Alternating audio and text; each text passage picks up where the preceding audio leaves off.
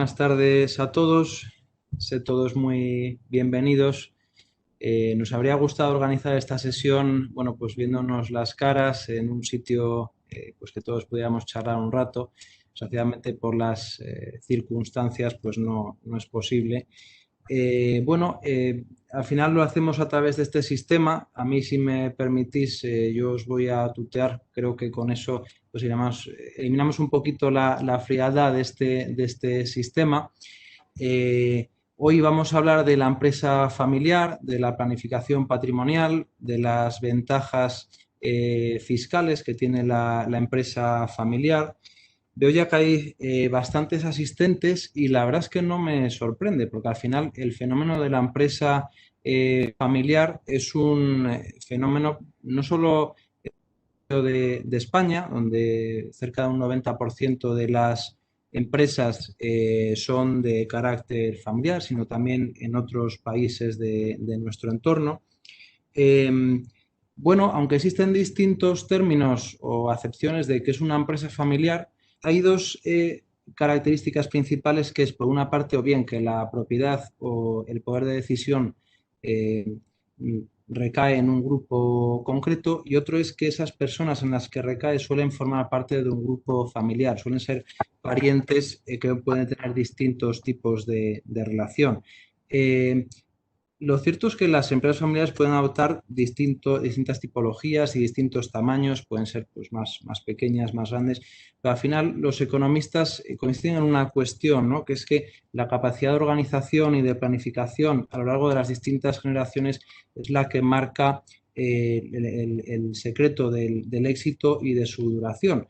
La verdad es que nosotros, desde nuestro punto de vista, pues de una entidad financiera, un despacho de abogados, no podemos estar más de acuerdo, y la verdad es que de ahí un poco la justificación de esta sesión, y que intentemos arrojar un poco de luz sobre estas cuestiones, planificación patrimonial y planificación también empresarial.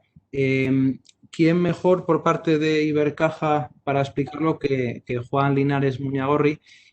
Juan inició sus pasos en firmas legales de reconocido prestigio y actualmente es responsable de asesoría fiscal para banca privada y de negocio. Juan puede compatibilizar sus conocimientos fiscales con su experiencia dentro de una entidad financiera, y eso la verdad es que es fantástico para aportar conocimiento. Por parte de Pere Llorca intervendré yo, José Suárez, socio del Departamento de Fiscal, y que además, bueno, pues estoy involucrado muy de cerca en todo lo que es la planificación patrimonial y empresarial también. Y sin más dilación, Juan, te cedo la palabra. Muy bien, muchas gracias, José. Bienvenidos a todos y muchas gracias por estar hoy con nosotros. Yo, en mi parte de la charla, me quiero centrar en los aspectos más generales de la planificación patrimonial, y luego ya será José el que se meta en cada uno de los detalles específicos y requisitos del régimen de empresa familiar. Primera idea que me parece importante de la planificación patrimonial es que, a pesar de que nosotros, Ibercaja, somos un banco y que nos importa mucho la planificación financiera, pensamos que para dar un buen servicio a nuestros clientes, además de analizar la planificación financiera del cliente, tenemos que relacionarla con la planificación fiscal. Sobre todo en momentos como en los actuales, en los que nos están subiendo la presión fiscal. Hemos visto subidas tanto en impuestos sobre sociedades, en el IRPF, se están planteando la reforma de la financiación autonómica y volver a poner en todas las comunidades autónomas el impuesto de patrimonio y subidas en impuestos sobre sucesiones y donaciones. Por lo tanto, es un momento en el que es fundamental que el empresario pueda analizar la rentabilidad financiero-fiscal.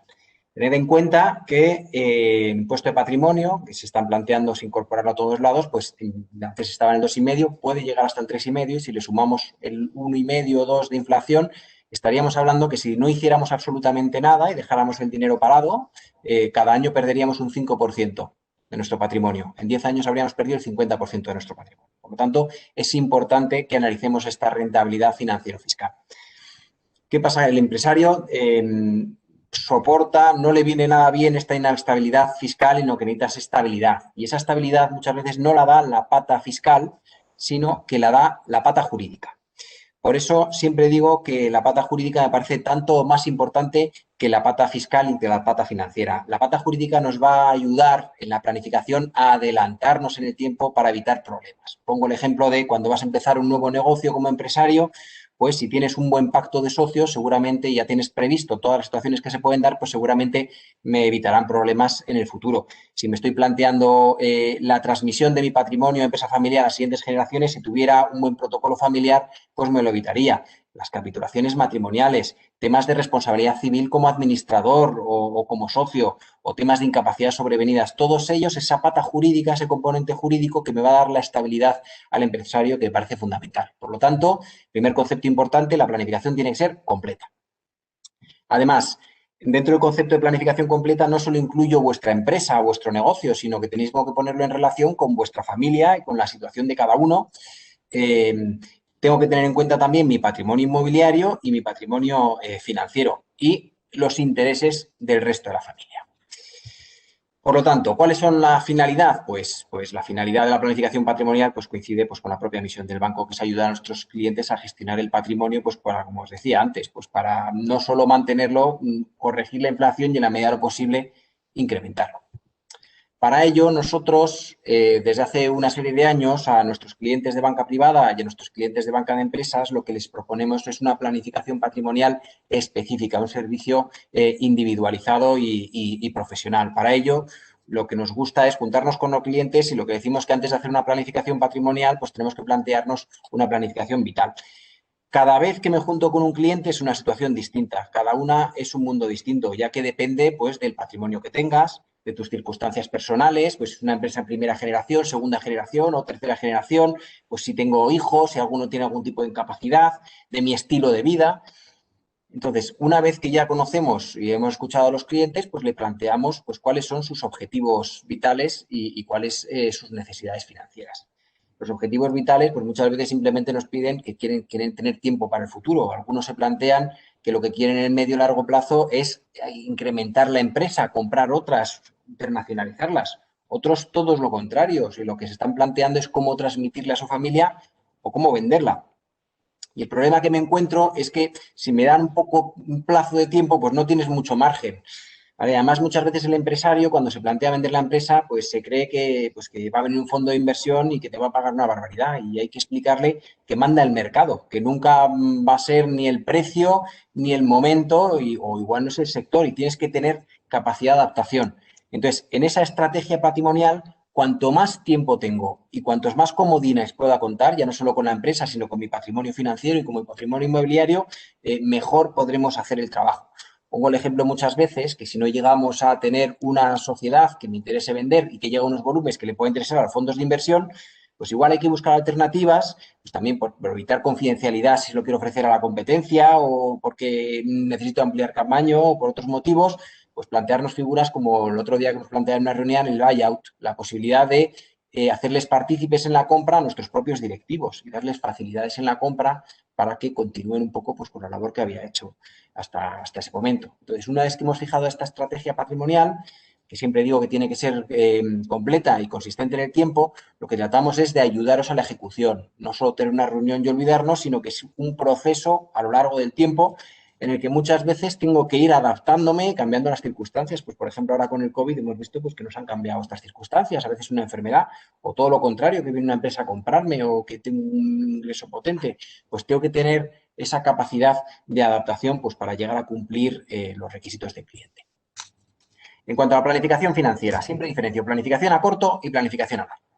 En la planificación a corto, ¿cómo ayudo al empresario a que pague menos impuestos en el corto plazo, ya sea en IRPF, patrimonio, sociedades? En este caso, ya sabéis que estamos, en la ley de presupuesto, estableciendo una serie de medidas que han aumentado la presión fiscal. Sabéis que en IRPF nos han subido los tipos marginales a partir de 300.000 euros. En los rendimientos de capital mobiliario, en la parte barata de la renta, también han subido 3 puntos a partir de 200.000 euros y se están planteando la subida de impuesto de patrimonio. Pues bueno, a ver cómo consigo en la planificación a corto plazo ayudaros pues, para que paguéis menos. También hay veces que nos encontramos con estructuras poco adecuadas, hay que tender hacia una estructura distinta. Pero vamos, yo creo que la buena planificación, como os decía antes, no es mirar con las luces cortas, sino empezar a mirar con las luces largas. Y dentro de la planificación a largo plazo siempre diferencio dos hitos importantes. Uno es la jubilación y otra puede ser supuestos de fallecimiento. La jubilación, empresario normalmente autónomo, tiene un poder adquisitivo importante, en el momento en que jubila, pum, cae de golpe. ¿Cómo consigo evitarlo, esa caída y que pueda mantener mi mismo nivel de vida? Pues bueno, pues aquí tenemos productos como por ejemplo los planes de pensiones, que como sabéis, pues también hay una modificación bastante importante. Acordaos que hasta ahora era el único instrumento que me permitía reducirme de la parte cara de la renta, ¿vale? Ya sabéis que tiene forma de escalera, que pago proporcionalmente y puedo llegar pues casi hasta un 49%. Lo bueno de los planes de pensiones es que me reducía del último escalón, del tramo más alto. ¿Qué pasa este año? Pues que este año se han planteado que en vez de poder aportar hasta 8.000 euros, lo han reducido solo hasta 2.000. En este caso, puede empezar a jugar un papel bastante importante los planes de empresa, ¿vale? En concreto hay algunos que son de promoción conjunta que puede ser interesante. Si tú no tienes un plan de empresa, un plan de empleo de empresa porque no te quieres meter en ese lío, pues tienes la posibilidad de hacer una de promoción conjunta. En este caso, en vez del límite ser 2.000, llega hasta 10.000, ¿vale? O sea que puede ser bastante interesante. Hay veces que los planes de pensiones son los grandes desconocidos. Esta semana tenía yo una reunión pues tenemos un plan de Endesa, un plan potente, había generado muchos rendimientos y el cliente solo venía a plantearse que cuándo rescataba para no perder la reducción del 40%. Muchas veces los clientes, el problema que nos encontramos con los empresarios y con los clientes es que no saben todas las ventajas que puede tener. Los planes de pensiones no pagan impuesto de patrimonio ni forman parte de la masa hereditaria. O sea que en este caso, que le había generado muchísimos rendimientos, era un plan de pensiones potente, pues la recomendación que le hicimos es que tirara de otra parte del patrimonio, pero que el plan de pensiones lo mantuviera. Otro hito que también puede ser importante, además de la jubilación en el largo plazo, planificación del fallecimiento. ¿Cómo consigo transmitir el patrimonio del empresario de padres a hijos, ya sea donación, ya sea también sucesión? Y aquí tengo dos instrumentos de planificación muy potentes. Todo lo que no esté relacionado con vuestra actividad económica es el testamento. Fijaos que menos de 1 de cada 10 españoles tiene hecho testamento y es un instrumento estupendo. Los notarios son un servicio público que tendríamos que utilizar todos y el testamento me da muchísimo juego. Además, depende de cada normativa autonómica, tenemos figuras estupendas, la fiducia, los pactos de presentes, bueno, hay un montón de instituciones que nos pueden ayudar a tener una buena planificación del resto de los activos no vinculados con la actividad económica. El otro instrumento de planificación, de la planificación sucesoria, el mejor que conozco de los activos vinculados con tu actividad económica es precisamente el régimen de que vamos a hablar hoy, el que se va a centrar José después, que es el régimen de empresa familiar. Tiene muchísimas ventajas, pero ojo, también hay una serie de requisitos que hay que cumplir. Y de hecho, bueno, aquí es muy interesante lo que señalas, Juan. La planificación de la jubilación y sucesoria tiene que ser patrimonial, pero también vital, ¿no? Y de hecho, después veremos que en estos beneficios fiscales es muy importante la involucración de los miembros de la familia y siempre tenemos que tener bien en mente quién va a estar cumpliendo determinados requisitos de involucración, qué pasa, por ejemplo, en caso de que esa persona pues venga afectada por una incapacidad sobrevenida. O sea, son cosas importantes que hay que tener siempre sobre la mesa bien planificadas y bien controladas. Efectivamente, mira, yo antes solo hablaba de jubilación y fallecimiento, pero ahora sí que incluiría un par de hitos que me parece también importante, y es el tema de incapacidades sobrevenidas o responsabilidades sobrevenidas como administradores que podéis ser. Y aquí suelo poner el ejemplo de lo que me pasa pues, en mi casa. Pues yo la verdad es que, aparte de asesor fiscal, pues bueno, me gusta también meterme en algunos negocios para conocer el negocio por dentro. Y hasta ahora, pues tenía que ir mi mujer siempre, cada vez que firmaba alguna cosa, pues tenía que ir con ella al notario.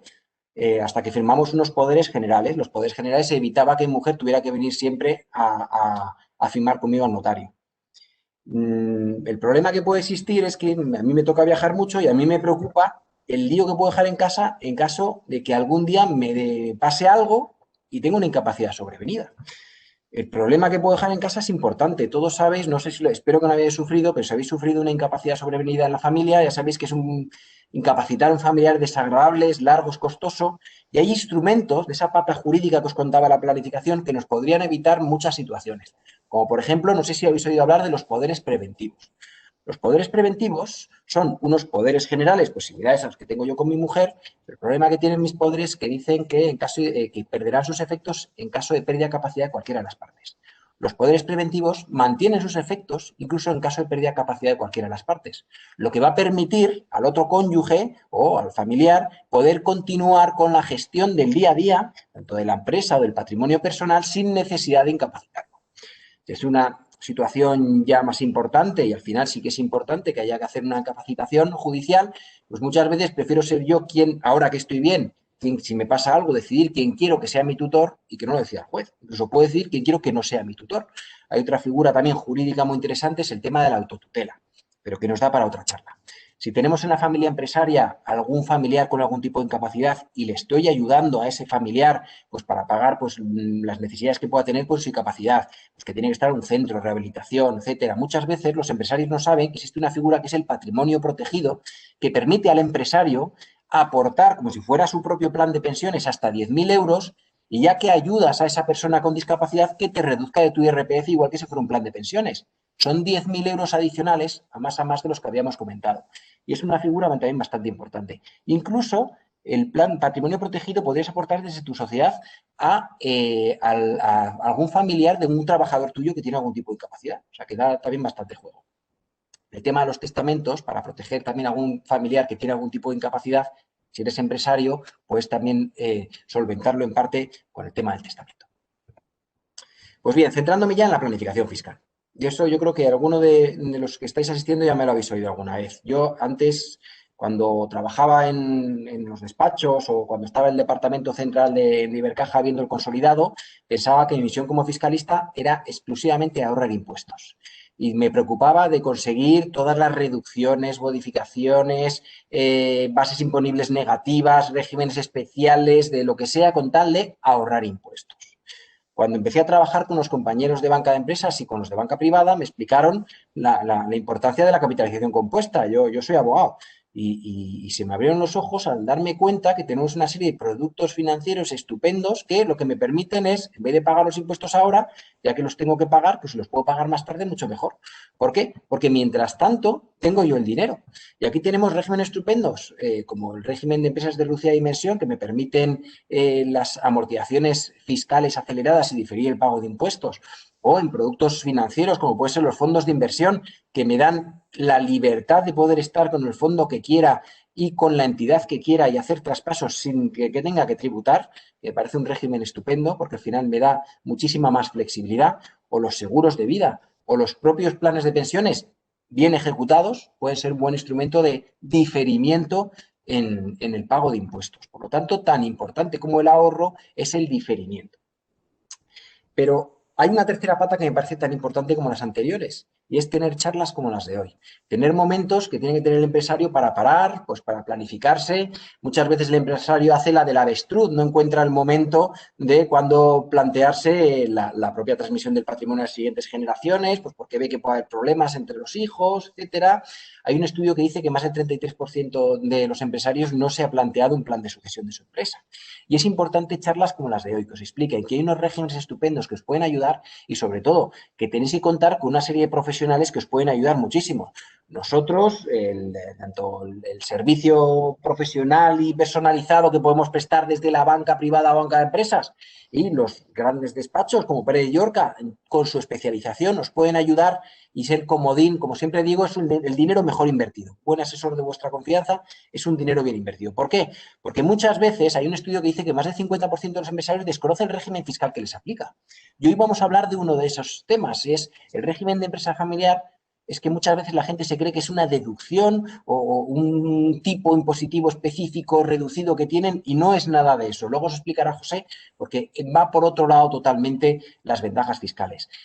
La buena planificación fiscal muchas veces supone abrir los ojos del cliente para decirle que había un régimen estupendo, pero que tiene una serie de requisitos que tienes que cumplir. Y por otro lado, ojo, que también muchas veces no estás cumpliendo y que tienes un riesgo. Luego hablaremos de ellos, pero me pasa muchas veces en reuniones con clientes que se creen que cumplen porque lo han oído en conversaciones con amigos o la típica de cuñado que si tienes 8 inmuebles, pues que ya no pagas nada en patrimonio y sucesiones. Luego veremos, no es así. O sea, hay una serie de requisitos que es importante cumplir. Pero bueno, las charlas como la sirven para abrirnos los ojos. ¿Por qué os digo esto? Porque la relación que tenemos con Hacienda no es una relación entre iguales. Hacienda siempre tiene dos ventajas que me parecen fundamentales. Por un lado, el tiempo. Hacienda, cuando te viene a buscar, normalmente es cuando está a punto de prescribir los temas, lo que está a punto de no poderte mirar. Mira siempre 4 años atrás. Entonces, yo tengo que planificar, es adelantarme en el tiempo y guardarme las pruebas de lo que quiero. Si viene Hacienda a reclamarme una operación de diciembre de IVA, seguramente me costará muy poco sacar la factura y demostrársela. El problema es que si no he hecho los deberes, si no me he guardado todas las pruebas de lo que trato de demostrar, de lo que pasó hace 4 años, seguramente no tenga todos los argumentos que necesite para poderme defender. Entonces, planificar es adelantarme en el tiempo, pero es muy importante que seamos capaces de guardarnos todas las pruebas necesarias para poder defender mis argumentos, ¿vale? Por la ventaja que tiene el tiempo y la segunda ventaja que tiene Hacienda también es la información. Hacienda cada vez tiene más información, de ejemplo lo pongo, sistema inmediato de información, en 4 días puede tener cualquier operación que hagas, los bancos le nutrimos mucha información, los despachos le nutren información, las aseguradoras, la compañía de la luz, saben en dónde has sacado dinero, saben a qué médico vas, cambios de domicilio fiscal, saben si has cogido o no un avión, por lo tanto, tienen más información y cada vez la tienen antes. Y no solo a nivel ya estatal, sino a nivel internacional, hay intercambio de información muy fluido y tienen la capacidad de gestionar todos esos datos que antes no tenían. Por lo tanto, una recomendación es la prudencia. La prudencia es lo que ha permitido a Ibercaja llegar hasta aquí y nuestro asesoramiento, la prudencia es la base de cualquier tipo de asesoramiento que hacemos con nuestros clientes. No podemos ir dando bandazos continuamente. Tenemos que tener un plan muy bien organizado, guardarnos las pruebas y ser consistentes en el tiempo. Y por otro lado decía que la estrategia tiene que ser completa. ¿Por qué? Porque no tengo que centrarme en un único impuesto. O sea, yo, mi empresario, no me preocupa exclusivamente el tipo que está pagando el impuesto, cuál es su tasa fiscal, el impuesto sobre sociedades, o el IRPF, cuál es su tipo máximo o su tipo marginal. Yo quiero que tenga una visión más completa, o de sucesiones y donaciones. Aquí suelo poner el ejemplo de, en mi casa tenemos una farmacia, yo tengo 2 hermanas farmacéuticas y nos planteamos, como lo veremos luego, hay un régimen estupendo de donación de negocio familiar cuando cumple 65 años. Pues bien, a mi madre no se le planteó la idea hasta los 75, ya por lo tanto en casa de Herrero cuchara de palo, ya sabéis, 10 años le costó tomar la decisión. Pero es que hay muchos más componentes. Me preocupa la tributación que podía tener mi madre en la transmisión de la farmacia, pero me preocupa la que tengan mis hermanas también en la adquisición. Pues puede haber fondos de comercio, puede haber un inmueble, pero ojo, que no todo es fiscal, que también había hermanos no farmacéuticos. ¿Cómo y cuándo vas a igualar al resto? Al final, lo que quiero demostrar con esto, que una buena planificación tiene que tener en cuenta toda la familia y todos los impuestos y otros componentes, como no son solo los fiscales, ¿no? Teniendo en cuenta además que cada vez vamos a vivir más años, ¿vale? Un tema que nos plantean también es si puedo donar todo mi patrimonio a mis hijos antes de que pongan impuesto de patrimonio o antes de que pongan sucesiones y donaciones. Ojo, que en esta vida no todo es fiscal. Pues bien, centrándome ya en la planificación fiscal del empresario, la planificación, lo que decíamos en el corto plazo, pues bien, tengo que tener en cuenta el IRPF del empresario, tanto de la parte cara, que podemos llegar a tributar en este 2021 hasta el 49%, como la parte barata, que antes el tipo marginal, el tipo máximo lo teníamos en un 23% y ha subido un 26%, con el propio impuesto sobre sociedades. ¿Qué alternativas tiene el empresario? Pues bueno, pues una de las cosas que me suelo encontrar cuando voy a ver a los clientes es que al empresario le encanta ponerse el sueldo más alto de toda la empresa. ¿Por qué? Porque dice que para eso la empresa es mía y yo me pongo el sueldo más alto. Es un criterio aceptable, pero la verdad es que le estaría regalando mucho dinero a Hacienda. ¿Por qué digo esto? Porque tu sueldo, como empresario, es un gasto deducible en tu impuesto sobre sociedades, pero el tipo del impuesto sobre sociedades es un 25%. Si yo me pongo un sueldo de 200.000 y estoy tributando al 49%, le estoy regalando a Hacienda esos 24 puntos de diferencia. Aquí hay un concepto importante, tengo que saber cuál es mi tipo máximo y cuál es mi tipo medio. Mi tipo marginal es, pues decía que tenía forma de escalera, ¿vale? Encima añado otros ingresos, no solo el sueldo, sino que puedo cobrar por funciones de dirección o por ingresos que puedo tener también como por alquileres o por otro tipo de actividades, ¿vale? En este caso las aportaciones a plan de pensiones puede ser importante y por otro lado tengo que ver también cuál es el tipo medio del impuesto sobre sociedades, ¿vale? Entonces, la segunda alternativa, en vez del sueldo, pues en vez de cobrar el sueldo, pues cobro dividendos, ¿no? No me estás diciendo que el sueldo tributa al 49, pues los dividendos, como tributan al 26, pues mucho mejor, ¿no? Me sale mucho más barato. El problema es que muchas veces el empresario no sabe que los dividendos son sobre un resultado contable que ya ha pagado impuestos. Es a más a más. Yo pagué un 25 y ahora vuelvo a pagar un 26. Por lo tanto, hay que llegar igual al punto intermedio. Otra alternativa que me plantean a veces, pues prestar dinero a la sociedad. ¿Por qué? Porque para mí lo máximo que voy a tributar va a ser pues 19, 21 o 23% por los ingresos que tenga, por ese préstamo participativo, y la sociedad pues puede ser un gasto deducible para ella. Pues si no depende del importe, yo igual tributo al 19 y la sociedad se deduce al 25. Puede ser posible, pero la verdad es que a Hacienda no le termina de gustar, te pone un límite, que es 3 veces los fondos propios de la sociedad y por tu propio porcentaje de participación. Además, recientemente salió una resolución o una sentencia que lo que se planteaban es si los préstamos participativos estaban exentos en impuesto de patrimonio. Pues bien, te dicen que no te aporta la condición de socio y que, por lo tanto, por mucho que tengas un préstamo participativo y cumpla los requisitos de empresa familiar en la sociedad, no está exento en el impuesto de patrimonio. Una última alternativa que podemos tener, que muchas veces yo lo había descartado y la verdad es que cada vez, sobre todo con el mundo agrícola que me toca verlo, siempre nos vamos a montar una sociedad, siempre pensamos que es mejor montar una sociedad y muchas veces no nos planteamos que como persona física podemos tener un régimen bastante interesante. El régimen de módulos, por ejemplo, el régimen de agricultura puede ser un régimen bastante interesante, explotaciones agrarias prioritarias, o cuando inicio una nueva actividad, ¿qué me puede interesar? Pues bueno, en este caso, si al principio inicio una actividad y tengo pérdidas, igual merece la pena empezar como persona física y compensarme con los rendimientos del trabajo que tiene mi mujer y hacer declaración conjunta, y al cabo de los años, conforme vaya ganando dinero, hacer una aportación de rama de actividad a la sociedad. ¿Vale? Entonces, no hay que descartarlo y muchas veces el régimen de módulos y objetivos pues puede ser también interesante, una buena alternativa. Entonces, ya para terminar, lo que os contaba antes. Dentro de la planificación patrimonial y en concreto la planificación sucesoria, los activos afectos a mi actividad económica, tenemos un régimen estupendo que es el régimen de empresa familiar, que es el que nos vamos a centrar ya. Entonces, simplemente recordaos que la empresa familiar supone más del 88% del número de empresas, supone en el PIB el 66% del empleo y casi el 60% del PIB. Depende de las regiones, pero bueno, es un motor muy importante. Entonces, a nivel europeo se dieron cuenta que si hacían tributar la transmisión de la empresa familiar de padres a hijos, entre familiares, y se supone casi el 60-70% del PIB a nivel europeo, pues si hacían tributar, lo único que van a conseguir es cargarse la empresa familiar y cargarse la economía europea. Por lo tanto, ya en los años 90 establecieron un régimen de protección de la empresa familiar. Y este punto es importante porque ante la incertidumbre que os decía que sufre el empresario, cuando el empresario lo que necesita es estabilidad, el régimen que va a comentar ahora José es un régimen que me va a aportar al empresario estabilidad. Por mucho que me quieran cambiar la normativa ahora de patrimonio, de sucesiones, es una normativa que viene impuesta por la Unión Europea. Por lo tanto, voy a tener la tranquilidad de que si cumplo los requisitos que va a comentar, no se va a modificar. Es verdad que tenemos una normativa estatal común y que es una competencia cedida a las comunidades autónomas y que tenemos peculiaridades específicas en cada comunidad autónoma. Pero, sin embargo, las bases generales se mantienen comunes y se van a seguir manteniendo. ¿Vale? Por lo tanto, eso podemos tener la tranquilidad. Ahora comentará José todos los requisitos y todas las últimas resoluciones interesantes y al final del todo os plantearé por dónde creo que van a ir la reforma de financiación autonómica y en todo lo que nos pueda afectar al empresario, ¿vale? Sobre el informe Lagarde de la Comisión, ¿vale? Entonces, a partir de ahora le voy a pasar la presentación a José. Vale, ya lo tienes.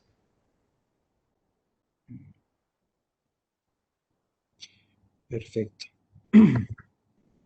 Bueno, pues llegamos a punto de los beneficios fiscales de la empresa familiar. Os quería indicar también, bueno, que las diapositivas os las pondremos a vuestra disposición, con lo cual no es necesario que toméis nota de todo lo que vamos a ir señalando.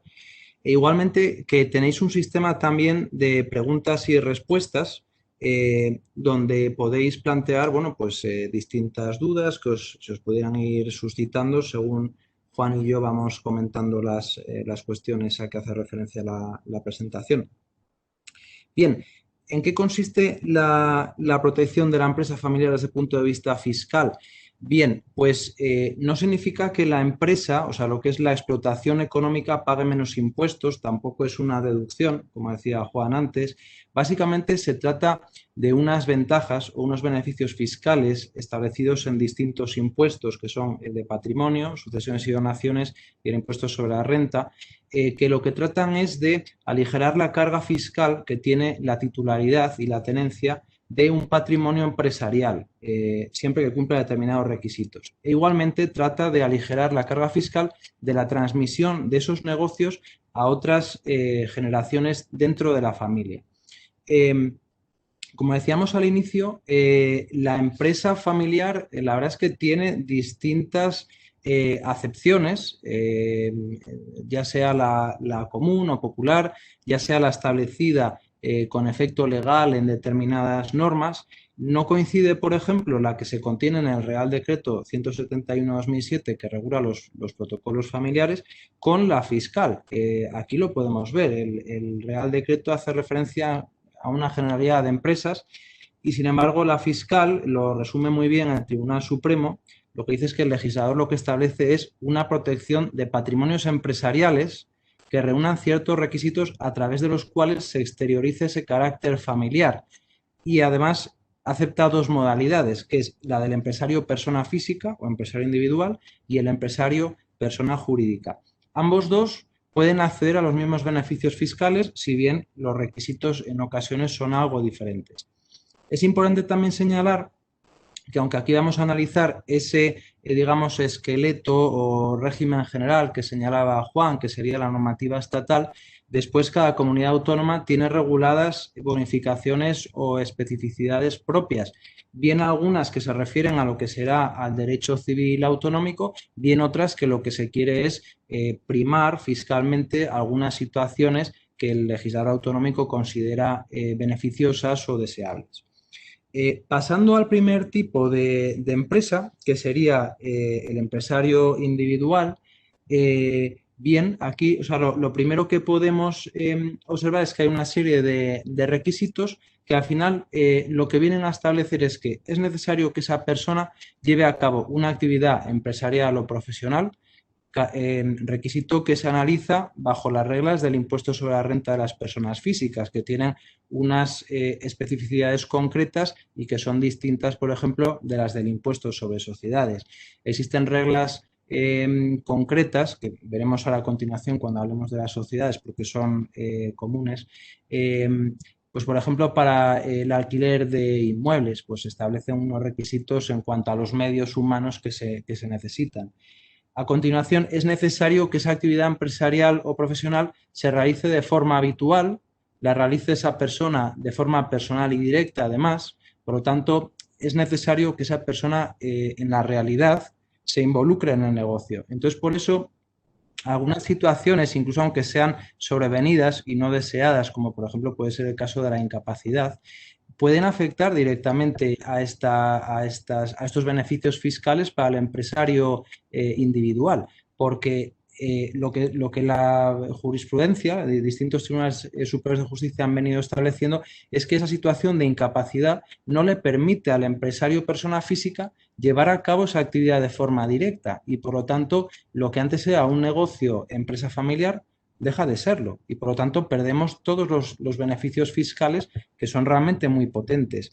El último requisito, que es ya de índole cuantitativa, es que esa persona, digamos, entre comillas, se tiene que ganar la vida con esta actividad, de forma que lo que percibe de esta actividad económica o profesional tiene que ser más de la mitad de sus rendimientos netos, es decir, que la mayor parte de su base imponible.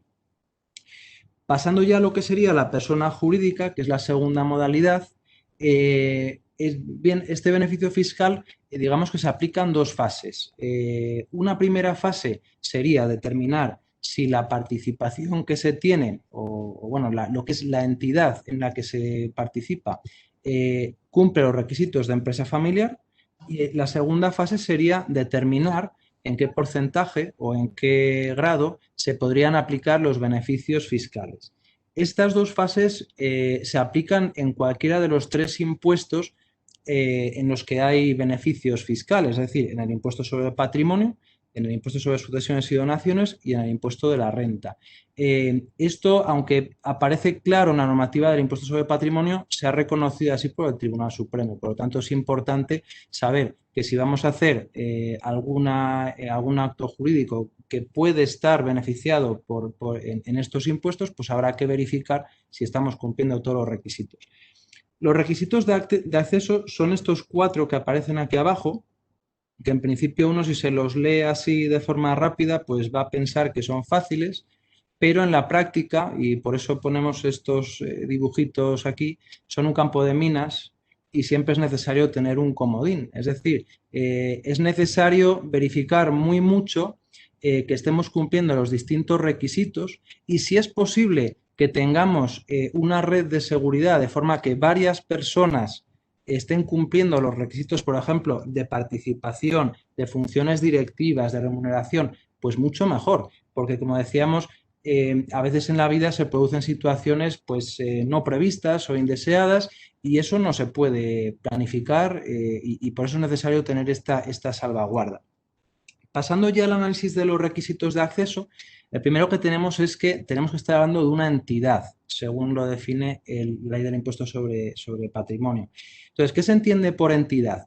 Pues bien, generalmente se consideran como aceptables las entidades que son contribuyentes por el impuesto sobre sociedades, pues principalmente las sociedades mercantiles, pero también muchas otras, y por vía administrativa se ha reconocido que las SOCIMIS y las sociedades de capital riesgo también pueden ser entidades a los efectos de estas bonificaciones o beneficios fiscales. Las entidades no residentes también pueden ser aptas para aplicar estos beneficios. Sí que es cierto que como después va a haber una serie de requisitos cuantitativos de actividad, de funciones, que va a haber que probar y cuando existe una comprobación, esto suele ser el problema más importante, es decir, probar fuera de toda duda que estos requisitos se cumplen. Con las entidades extranjeras va a ser más difícil porque aunque existen esos convenios de intercambio de información, de asistencia mutua entre administraciones tributarias a nivel mundial, nosotros como contribuyente vamos a tener que acreditar el cumplimiento de esos requisitos y en ocasiones se pueden plantear dificultades. Las instituciones de inversión colectiva no son entidades aptas a efectos de estos beneficios fiscales y también, bueno, queríamos señalar que lo que son comunidades de bienes y sociedades civiles que no tengan una actividad mercantil no entran por esta modalidad de persona jurídica, porque es que no lo son a estos efectos.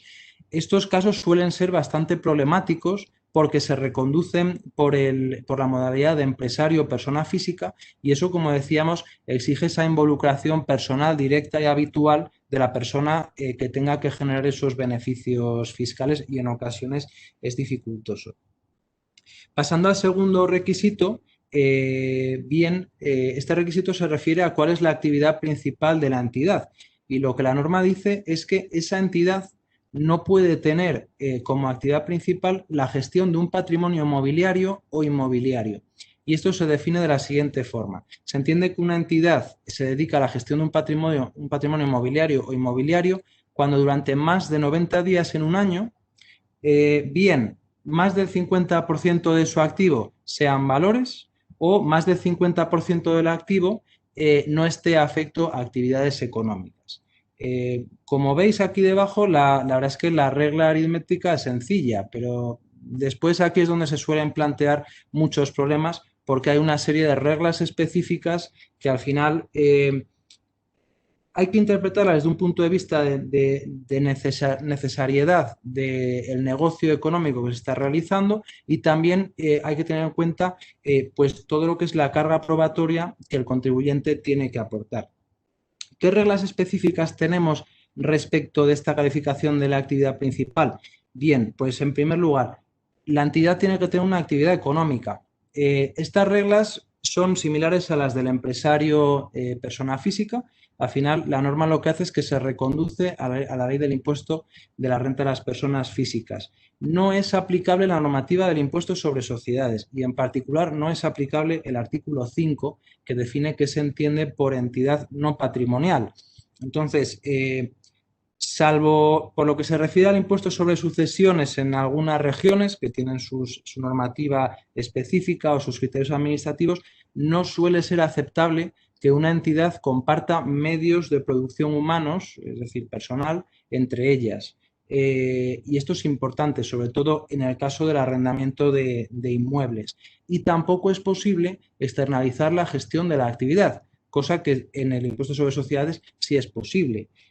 Respecto del caso de los arrendamientos de inmuebles, bien, aquí lo que la ley del impuesto de la renta exige es que exista una persona contratada bajo contrato laboral y que se esté ocupando a jornada completa de la gestión de sus arrendamientos. Entonces, esto, claro, es complicado, primero porque se tiene que cumplir desde el punto de vista formal, es decir, necesitamos esa persona y además debe ser contrato laboral, y segundo, porque no basta con tener la persona. O sea, lo que puede interpretar la administración es que es necesario que se disponga de una persona, si no, no podríamos estar hablando de una actividad económica. Bien, aquí la verdad cuando estábamos preparando la sesión, Juan y yo, nos surgía un comentario que a veces nos han transmitido los clientes, que es si, por ejemplo, el administrador de una sociedad puede encargarse de esta supervisión de los inmuebles. Supongo a ti te lo preguntan bastante, ¿no, Juan? Sí, a mí me preguntan siempre que a ver si la mujer, si pueden poner a la mujer como la persona con contrato laboral ya jornada completa.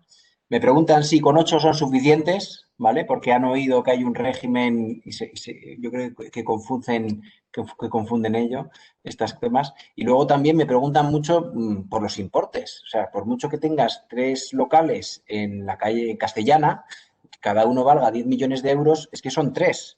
Al final, has comentado también antes, al final, si me pongo a la gorra de inspector, lo que te voy a decir es que me pruebes la carga de trabajo de 8 horas. Y no es que necesite 3, que necesito muchos más independientemente del importe. Y yo tengo la carga de la prueba. Lo que voy a hacer es que si soy disciplinado y me guardo todas las pruebas de todas las actividades que hago todos los días, invierto la carga de la prueba. Seré, en vez de ser yo quien tenga que demostrar a la administración que tengo actividad suficiente como para 8 horas, si voy ya con todas las pruebas cuando me vengan a inspeccionar, será la administración quien me tendrá que probar que no son 8 horas al día gestionando esos activos. Sí, totalmente correcto. Es necesario que exista un grado de dificultad suficiente que justifique la existencia de esa persona, ¿no? Efectivamente, 3 inmuebles, por muy caros que sean, pues no se justifica mucho, ¿no? Entonces, sí, eso es importante tenerlo en cuenta. El siguiente punto o requisito o reglas específicas es lo que afecta al criterio de afectación de los bienes. De nuevo, las reglas aplicables son las del impuesto de la renta de las personas físicas que o sea, por sí mismas ya son bastante restrictivas porque en general lo que señalan es que solo están afectos a la actividad empresarial o económica aquellos bienes que sean necesarios para la obtención de los rendimientos, de los ingresos. Con lo cual, pues nos metemos ya de nuevo en un tema probatorio de qué elementos son necesarios, son convenientes, bueno, es difícil de probar. Especialmente es difícil cuando estamos hablando de circulante, de activos financieros, pues por ejemplo cuentas, depósitos, inversiones temporales, porque no solo hay que probar ya esa necesariedad, sino que además ya empezamos el partido perdiendo, porque la norma dice que salvo prueba en contrario se entiende que no están afectos al negocio, a la actividad económica.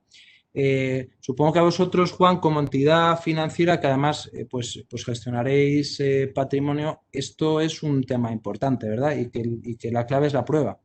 Eso es, la prueba de la afección. O sea, todos sabemos que lo que te admiten es el fondo de maniobra, pero el fondo de maniobra depende del sector en el que trabajes. Si tú tienes una actividad de supermercados, ya sabes que cobras al contado y que pagas a tus proveedores a 60, 90 días. En ese caso incluso podría ser negativo el fondo de maniobra, pero no es lo mismo que una promotora que hace una obra cada cierto tiempo. Entonces es importante que conozcáis cuál es el fondo de maniobra de vuestro sector y lo que decía antes, el tema de la prueba. En esto sí que hay algunas sentencias que muchas veces han negado que los activos financieros puedan considerarse afectos, pero porque el cliente no había llegado a probar que eran racionalmente necesarios para el ejercicio de la actividad.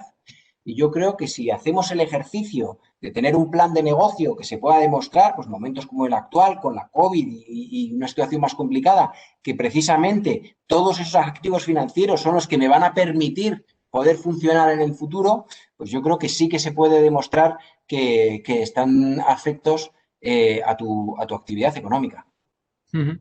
Sí, o sea, hay, por ejemplo, pues en caso de inspección, si la administración no está de acuerdo con esos planes de negocio, se puede pensar incluso en pruebas periciales, donde economistas pues valoren la actividad, qué es lo que se necesita, por ejemplo, si esa empresa tiene planificado crecer o no crecer.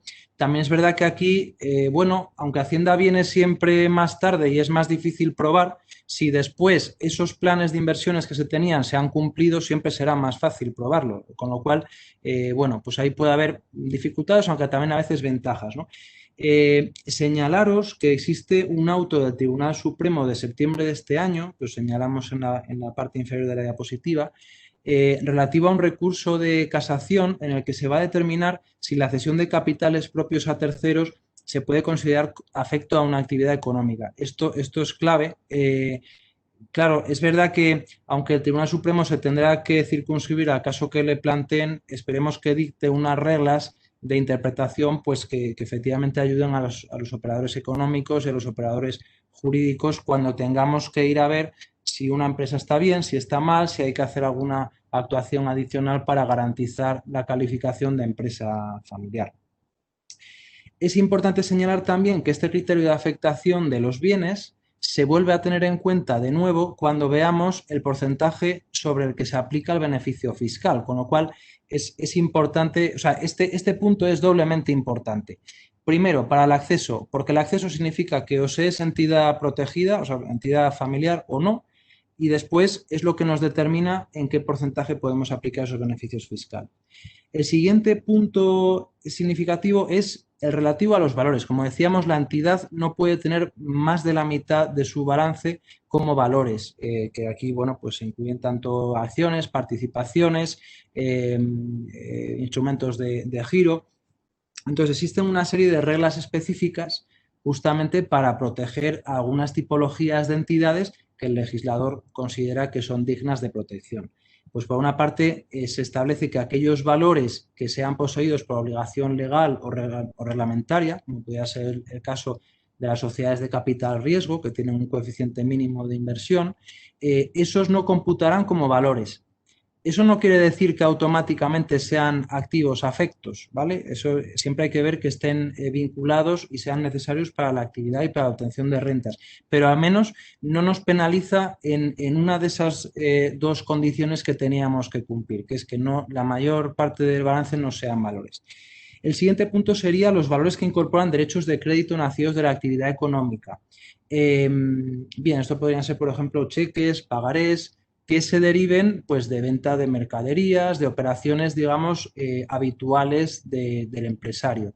No, por ejemplo, igual las que tengan que ver con operaciones extraordinarias, que podrían entenderse que no se originan en la actividad económica.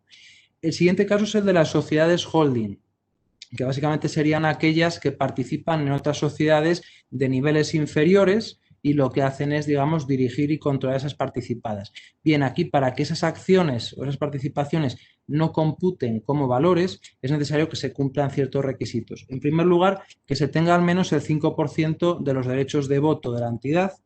Después, que esa entidad en la que participamos no sea patrimonial, de acuerdo con estas reglas que estamos aquí comentando. Y finalmente,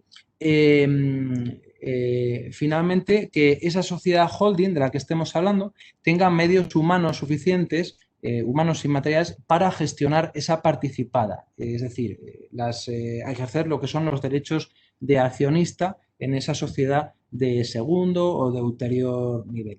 Finalmente, hay también una regla para las sociedades de valores. Y después, como las empresas al final son seres vivos en los que pues, se pueden ir haciendo distintas actividades, puede ser que en este momento sea conveniente invertir y expandirse o todo lo contrario, pues hay una regla que nosotros aquí denominamos como franquicia, que lo que impide es que la sociedad de manera sobrevenida se pueda convertir en patrimonial, lo que nos excluiría de todo beneficio fiscal en estos tres impuestos que comentábamos.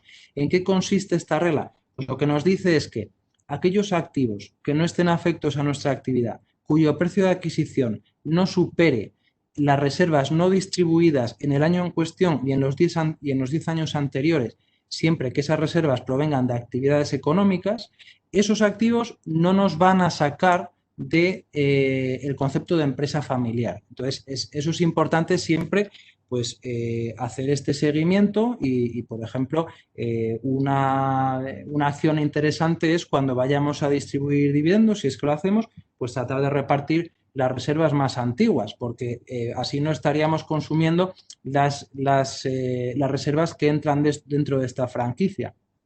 Hay una regla especial para dividendos, que eso afecta a las entidades holding, en virtud de la cual pues esos dividendos podrían considerarse también como incluidos en esta franquicia como rentas que vienen de actividades económicas.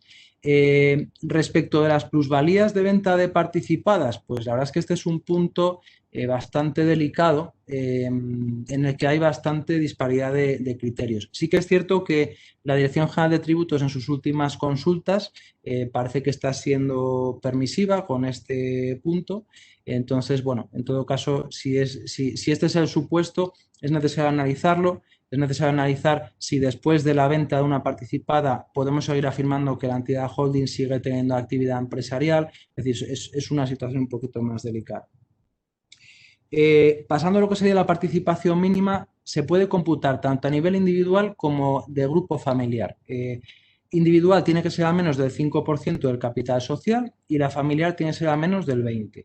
El grupo familiar se define como el contribuyente, su cónyuge, ascendientes, descendientes y colaterales de hasta segundo grado.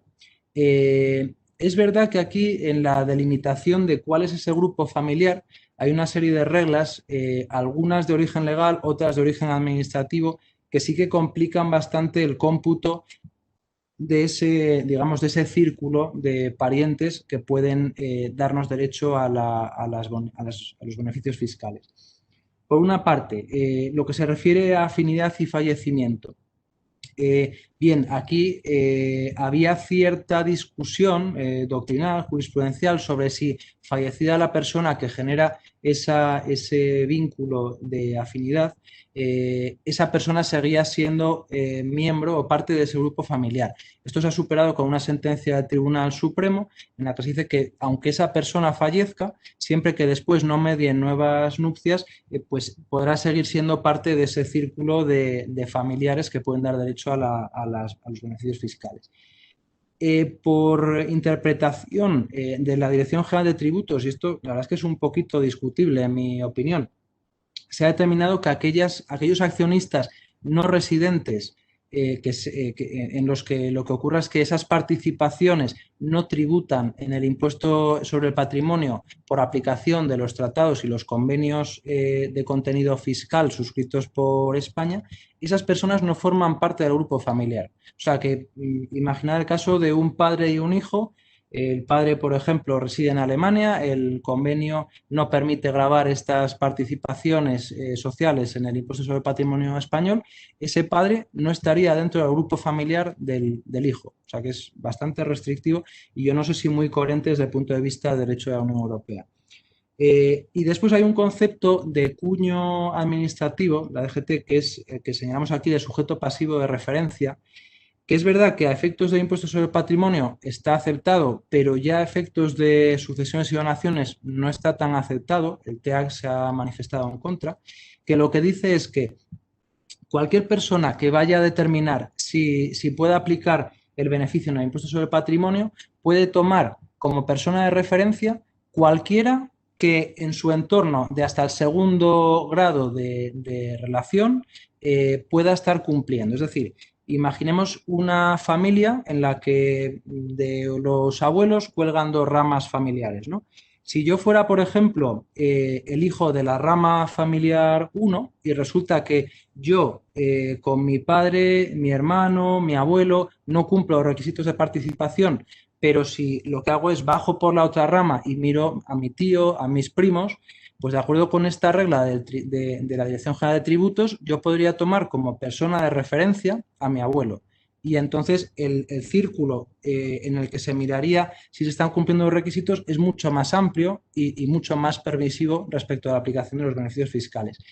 Como señalaba, efectos de sucesiones y donaciones, el TEA lo que ha señalado es que el cumplimiento de los requisitos se tiene que verificar en el causante, en el caso de fallecimiento, con lo cual no cabe esta ampliación de ese círculo de grupo familiar.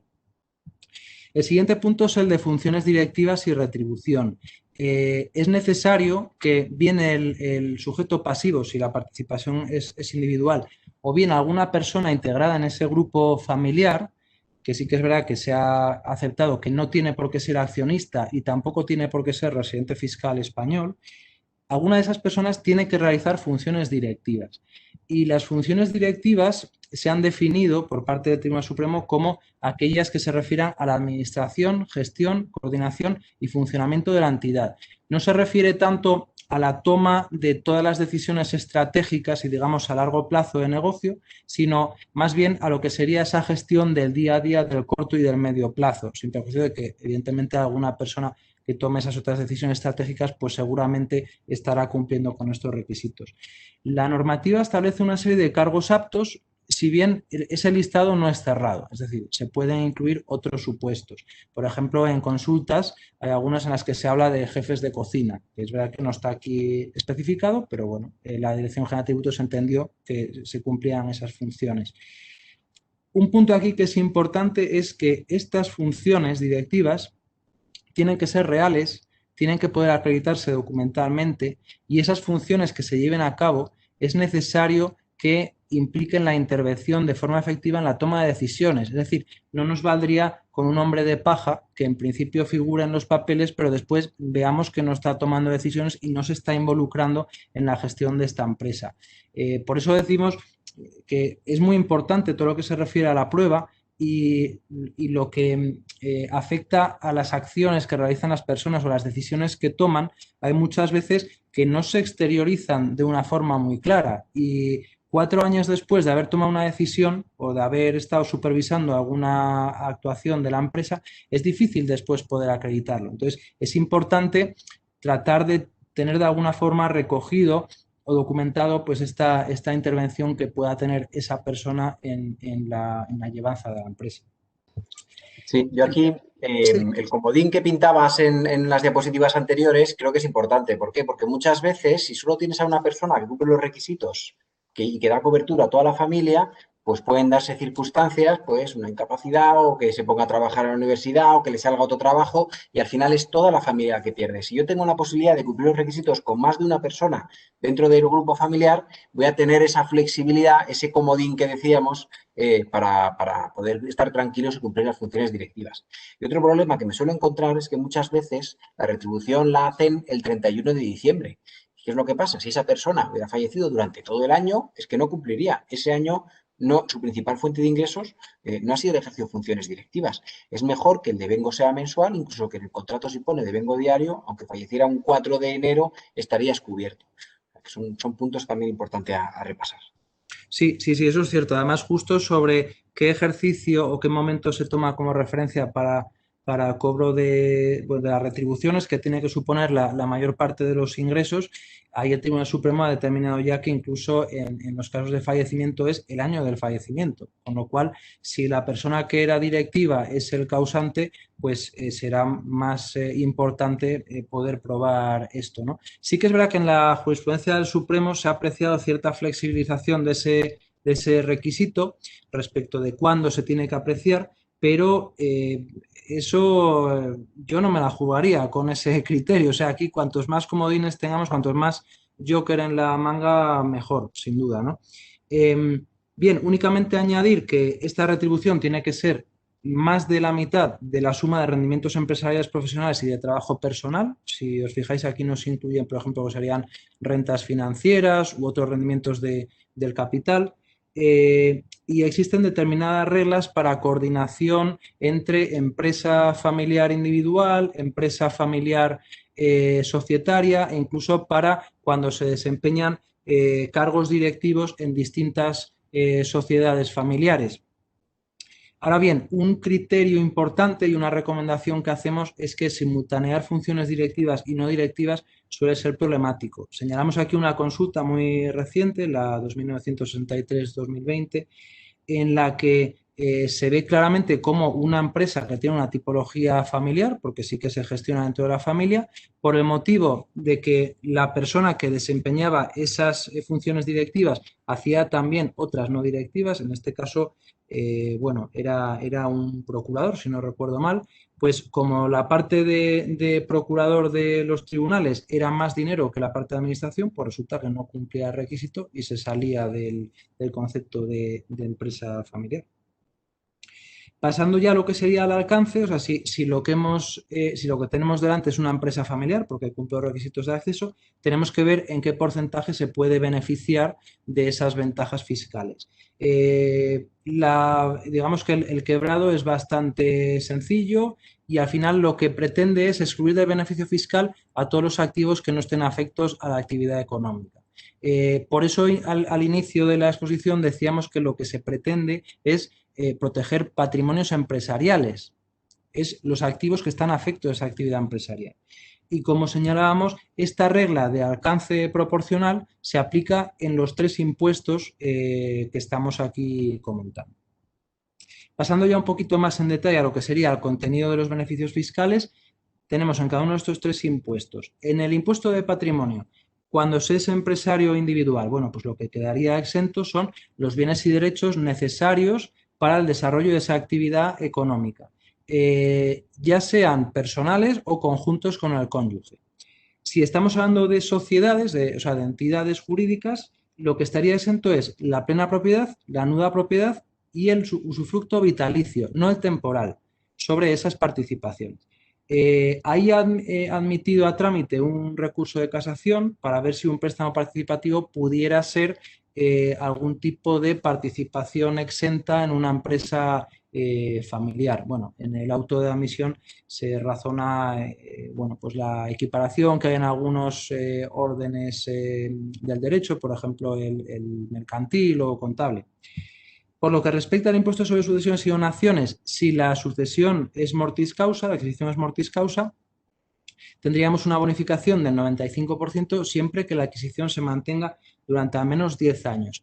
Aquí es importante señalar que las personas que se pueden beneficiar son normalmente ascendientes, descendientes, en general hasta segundo grado. Si no existieran estas personas, podría llegarse al tercero, por ejemplo, tíos o sobrinos.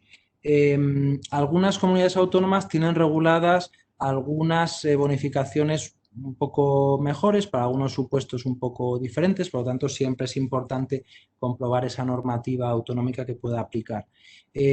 Si nos vamos ya a lo que son adquisiciones inter vivos, es decir, donaciones, la bonificación también es del 95% y aquí hay una serie de reglas adicionales, que es, primero, que el donante esté en situación de incapacidad permanente o haya cumplido 65 años. Después, que esa persona cese en sus funciones de dirección y deje de percibir remuneraciones por esas funciones, puede, o sea, según la Dirección General de Tributos, esa persona podría seguir formando parte de un consejo, si bien no es específicamente recomendable. Podría establecerse algún tipo de figura consultiva, pero que en general no pudiera determinar las decisiones empresariales, porque podría estar incumpliéndose este requisito.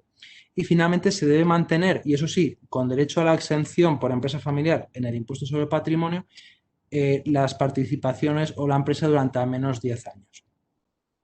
Pasando ya a lo que sería el IRPF, tenemos aquí un elemento bastante importante que no está incluido en lo que sería el régimen de empresa familiar, pero siempre hay que intentar meterlo en la ecuación de la planificación patrimonial y sucesoria, que es la plusvalía del muerto, que se suele llamar.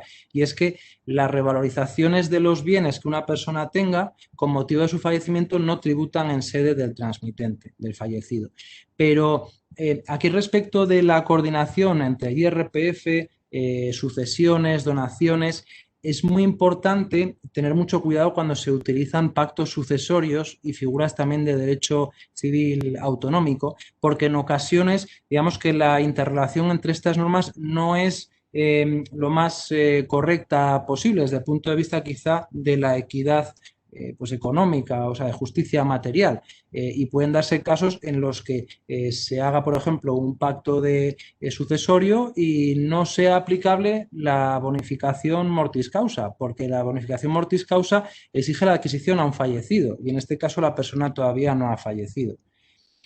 Por Sí, lo en que... este, en Sí, Juan. este, en este punto han salido una serie de consultas vinculantes en junio bastante importantes y luego también la propia modificación para el año 2021 con el tema de los pactos de presentes que estabas comentando. Los pactos Sí. de presentes, que es una institución foral que no está en toda España, está en Galicia, está en el País Vasco, está en Navarra, está en Aragón, en Cataluña, en la Comunidad Valenciana y no en todas las Islas Baleares. Creo que Menorca que no lo tiene. El tema es que ya había una consulta vinculante que te decía que la considera, los pactos de presentes es una especie de herencia en vida. Entonces, en medio de una consulta vinculante del año 2005 que ya lo consideraba una institución mortis causa a efectos de la plusvalía del muerto que estás comentando. ¿Vale? Por Mm. lo tanto, es una especie de herencia en vida que tiene una ventaja con respecto a la donación que estabas comentando antes. En la donación, el que recibe las participaciones de la empresa familiar o el negocio familiar hereda el coste de adquisición originario. Mientras que si hacemos, en vez de una donación, un pacto de presentes de una empresa familiar, el que lo recibe ya a valor de mercado, como si no hubiera plusvalía del muerto. Eso hay Mm. una consulta vinculante del 2005 y una sentencia del Tribunal Supremo del 2016. ¿Qué pasa? Pues que si al día siguiente el que ha recibido mediante pacto de presentes algo que su padre compró por 10 y que ahora vale 1.000 y lo vende por 1.100, pues a Hacienda no le gustaba que siendo que el padre está todavía vivo, no tributara, se quedara sin tributar toda la plusvalía latente entre 10 y 1.000. Ha habido una modificación que lo que te dice que si hay un pacto de presentes, un pacto sucesorio, y el hijo lo vende antes del fallecimiento del padre, pues que tendría que aplicar el precio de adquisición originario. ¿Vale? Mm. Y la última consulta, la de junio del 2020, lo que planteaba es que la normativa de sucesiones, a efectos de aplicar la reducción del 95% de impuestos sobre sucesiones, no el de donaciones, te exigía que hubiera un fallecido. Y como en los pactos de presentes no hay fallecidos, pues no le permitían aplicar la normativa de sucesiones, que es un poco incoherente con las propias consultas que te están diciendo que es una institución mortis causa y con la propia sentencia del Tribunal Supremo. Mm. Sí. Y bien, o sea, por lo que se refiere a la donación de ese negocio familiar o de las participaciones, pues básicamente lo que comentaba Juan, no existe una ganancia patrimonial con motivo de la entrega y los herederos lo que pasa es que suceden o heredan los valores de adquisición históricos del transmitente. Entonces, es importante en este punto siempre tener en cuenta la famosa plusvalía del muerto, porque, por ejemplo, si estamos haciendo una donación por personas ya muy mayores, ellos no son los que estaban haciendo las funciones directivas, pues igual es más conveniente esperar a la sucesión hereditaria que no hacer una donación, porque estaríamos ahí generando una ineficiencia fiscal. Otras cuestiones fiscales vinculadas con la planificación de la empresa familiar y ya también de forma rápida. El régimen de empresa familiar se refiere a la tributación del socio, de la persona que lleva a cabo la actividad por la tenencia de ese patrimonio empresarial o por la transmisión de ese patrimonio empresarial, pero no hace referencia al régimen fiscal de la propia empresa o del negocio. Entonces es importante tener en cuenta que este régimen es compatible con otros, por ejemplo, el de entidades de arrendamiento de vivienda, que tiene ventajas importantes en sociedades y en el IVA. Y después, otro punto también interesante de cara a esa planificación familiar, patrimonial, sucesoria, y es que la planificación sucesoria está aceptada como motivo económico válido para hacer las reestructuraciones empresariales bajo el régimen de neutralidad. Por lo tanto, eso es importante tenerlo en cuenta de cara a la sucesión. Ya, Juan, muy rápido con las propuestas de reforma. Juan, tienes el mute puesto. Bueno, mira, para terminar, este año sabemos que seguramente va a haber una propuesta de reforma de todo el sistema de financiación autonómica. Ya hay una enmienda de RC diciendo que quiere poner el impuesto de patrimonio en toda España. Y es verdad que la reforma de la financiación autonómica exige mayorías reforzadas que no son fáciles de conseguir, pero también es verdad que con que esté en vigor el devengo del impuesto de patrimonio, por ejemplo, se produce el 31 de diciembre.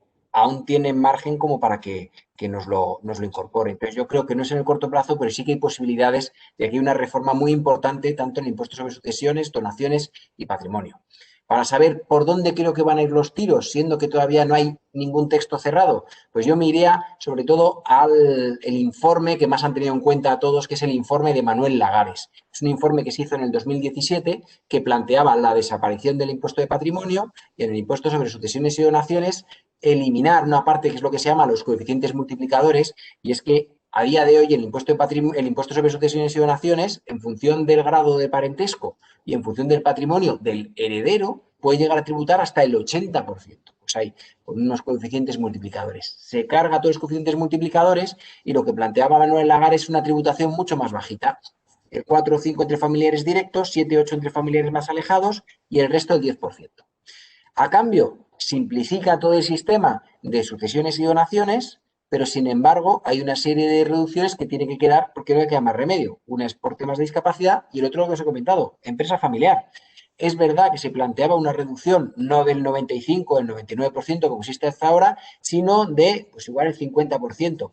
Pero también te digo que a efectos prácticos, como el resto que no está protegido tributa solo al 4 o 5 en tributación entre familiares directos, pues el impacto que dejaría si aplicamos la propuesta de Manuel Lagares pues sería mucho menor.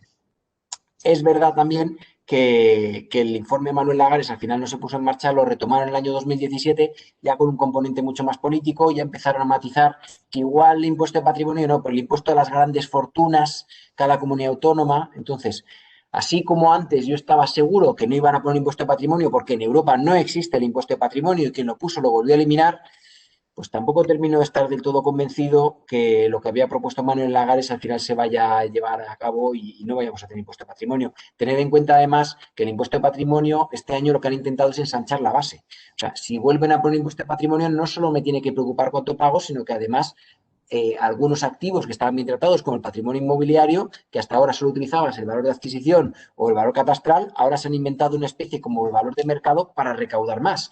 Ojo, que es un tema que vamos a tener que analizar en profundidad porque el impacto puede ser bastante importante, ya no solo de tener o no patrimonio, sino también de cuál va a ser la base y cuánto vamos a pagar.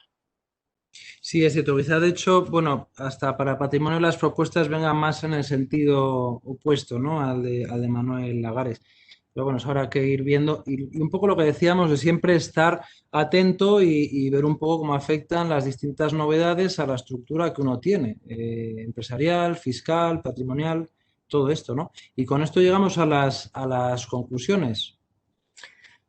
Muy bien, pues yo simplemente por mi parte recordar dos ideas que me parecen muy importantes. Acordaos que la planificación tiene que ser un concepto mucho más completo, tiene que ser financiero, fiscal, mirar la rentabilidad financiero fiscal, pero que es lo que no me da la estabilidad. La estabilidad me da la parte jurídica, ¿vale? Adelantarme en el tiempo, contar con buenos asesores, preocuparos siempre de tener un servicio profesional, un servicio que se adapte a vuestro servicio, a vuestras necesidades concretas, ¿vale? De la familia y de vuestro patrimonio particular, y que sepáis que el régimen de empresa familiar es necesario conocerlo. Yo creo que es interesante tener charlas como esta para ver las ventajas, pero ojo, también los requisitos.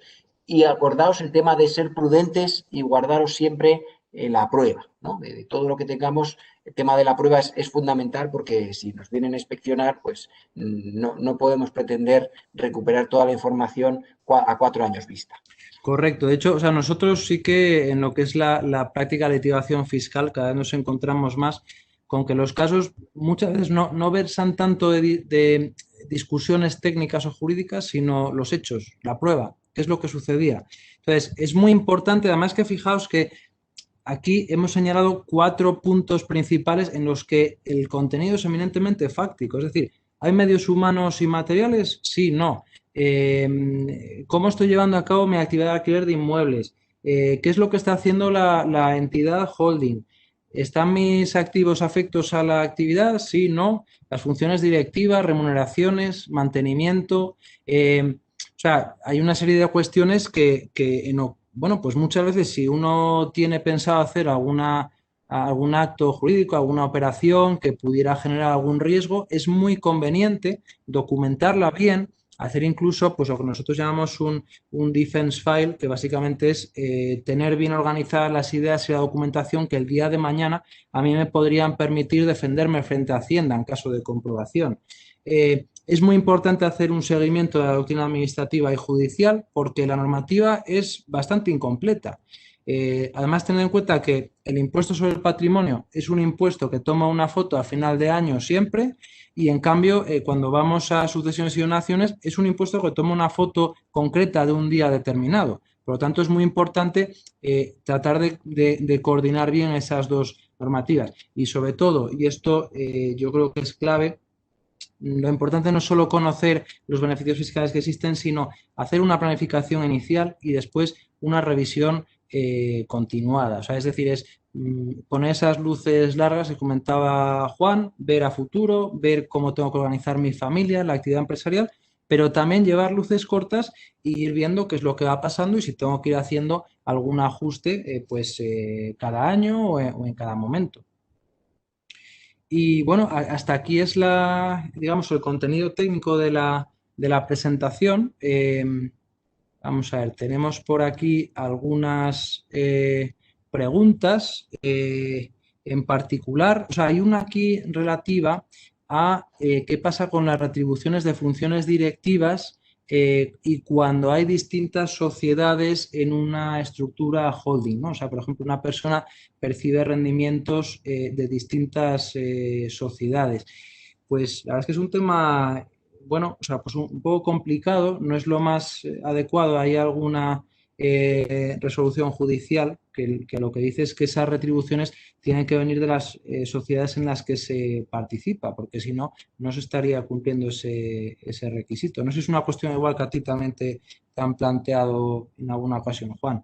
Sí, sí, muchas veces, a ver, lo perfecto es cuando te llegan con la hoja en blanco para montar toda la estructura desde cero, pero muchas veces es el problema, que ya nos llegan con una estructura enrevesada, con diferentes funciones, cobrando diferentes sitios y obliga a hacer una operación de reestructuración completa, ya no solo funciones directivas, sino a veces fusiones, escisiones.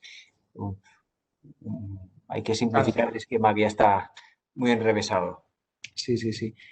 Y veo por aquí otro también que se refiere, bueno, a qué es más conveniente, a ser un empresario, empresa familiar o tener una sociedad, ¿no? Tener participaciones. Uf, la verdad es que depende un poco del caso, dependerá un poco del caso. Supongo igual a ti y tus clientes te preguntarán eso en muchas ocasiones, ¿no, Juan? Efectivamente, mira, hay algunos casos que muchas veces suelen ser claros. O sea, si tienes la posibilidad de aplicar el régimen de módulos, o sea, por ejemplo, el tema de la agricultura, depende de los volúmenes que tengas, es que claramente merece la pena, es más sencillo que tengas el régimen como persona física como sociedad, pero luego depende. Y luego también depende de tus necesidades financieras. O sea, si hay veces que puede ser más interesante tener una sociedad, pero resulta que gana dinero, pero luego resulta que yo ese dinero lo necesito para vivir, me tendré que retribuir o vía sueldo o reparto de dividendos. O sea, al final tienes que analizar las dos alternativas. Si montarme en una estructura tan compleja para luego tenerme que repartir dividendos y acabar teniendo una tributación incluso superior, o es un dinero que no me importaría dejarlo en la sociedad encapsulado, pues oye, pues para nuevas inversiones que se pueden hacer en la empresa, pues si tengo algún hijo que también quiere iniciar algún negocio, alguna actividad y que pueda iniciarse con la estructura holding adecuada. Entonces yo creo que depende de la actividad, del patrimonio y de la situación familiar de cada uno de ellos. Hay que hacer un análisis ya individualizado. Sí, también incluso legal, ¿no? O sea, pues cuestiones que puedan afectar a responsabilidad, siempre es mejor tenerlo encapsulado en una sociedad.